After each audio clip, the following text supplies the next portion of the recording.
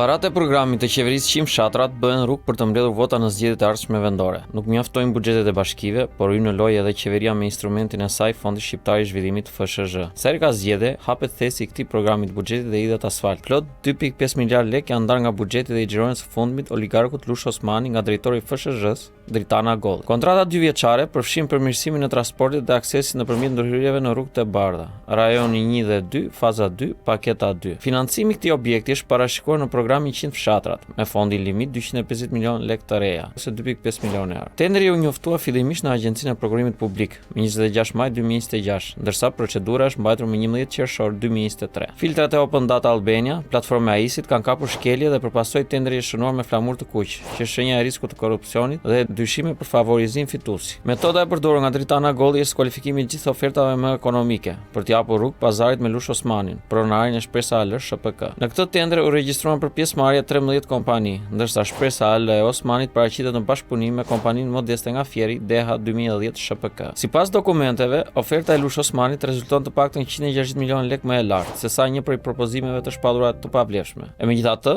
Dritana Golli me 24 qershor 2026 do të ftonte Lush Osmanin si fitues për të firmosur kontratën. Lush Osmani ka ndikim të madh duke marrë fonde nga kryebashkiakët dhe drejtorët prej vitesh përmjet Shpresa.al, por edhe kompanive të tjera që i zotron. Sërish nga kjo bashki, Osmani mori kontratën e karburantit 436 milion lekë pa TVSH, ndërsa më 21 janar 2026 Shpresa AL do të merrte nga kryebashkiaki Anuel Aristani kontratën 2 miliard lekë për furnizim me naftë dhe benzinë. Tendri u valvit me flamur të kuq korrupsioni. Në 5 qershor 2026 nga e njëjta zyrtare, Osmani u kreditua me tenderin ndërtimi i rrugës Pjetër Arbnori me vlerë 1.6 miliard lekë, sërish me flamur të kuq. Përveç koncesionave që ka marrë nga qeveria, si hecet dhe linja autobusesh, Shpresa AL është furnizuese qeverisë me pjesë këmbimi asfalto-beton dhe inerte. Duke qëndruar tek tenderi i rrugëve të bardha që ngjan si çek i bardh, duam të ngrem alarmin se kjo kompani mund të mos bëjë rrugët me vlerë 2.5 miliard lekë. Kapacitetet e saj teknike janë shpërndarë në kontrata të cilat nuk i ka dorëzuar akoma. Aktiviteti Lush Osmanit është i shtrirë edhe në sektorin e pronave. Në 25 tetor të 2019, policia e Durrësit shpallai në kërkim me urdhër të prokurorisë pronarin e kompanisë Shpresa AL. Lush Osmani, dyshuar si organizator dhe përfitues i skemës së tjetërsimit të 68.000 metrave katror shtetërore pranë kepit të Rodoni. Osmani u shpall në kërkim policor si i dyshuar edhe për përfitimin e godinën në mënyrë korruptive si pjesë e një grupi të strukturuar kriminal. Disa javë më pas, pronari Shpresa AL, Lush Osmani u vetë dorëzuan policinë e Durrësit dhe prokuroria kërkoi izolimin e tij, por më pas ndryshoi në masën detyrim paraqitje kundrejt garancisë pasurore. Gjykata e Durrësit do të jepte masën e sigurisë detyrim paraqitje. Ndërsa Dritana Golli është drejtori më jetëgjatë i Edi Ramës, i cili megjithëse është thirrur nga SPAK, vazhdon të firmos tendera të qepur me porosime vlerë miliarda lekë. Këtu hyjnë edhe rrugët e bardha. Përdorimi i parave të këtij programi në funksion të fshatave elektorale nisi në vitin 2023, në mbikëqyrjen e Belinda Ballukut. Kështu u harruan projektet me bujtina dhe u kalua tek rrugët që sjellim vota. Kjo foto është kryer më 11 maj 2023, disa ditë para zgjedhjeve vendore. Ish zëvendës kryeministria, njëherë është ministre infrastrukturës dhe energjisë, Belinda Balluku dhe drejtori i Fondit Shqiptar të Zhvillimit, Dritana Golli, prezantuan atë ditë programin Rrugët të Bardha.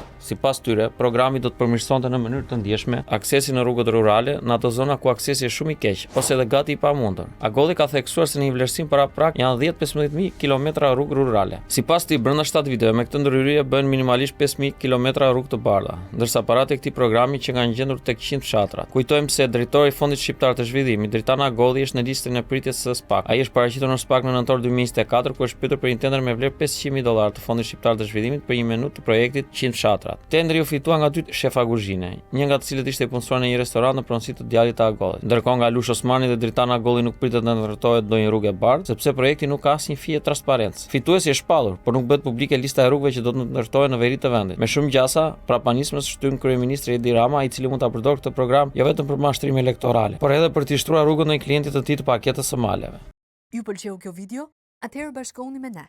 Na ndiqni në Instagram, Facebook dhe TikTok dhe bëni subscribe në YouTube. Klikoni like dhe share dhe aktivizoni njoftimet për të mos humbur asnjë video të re. Faleminderit për mbështetjen.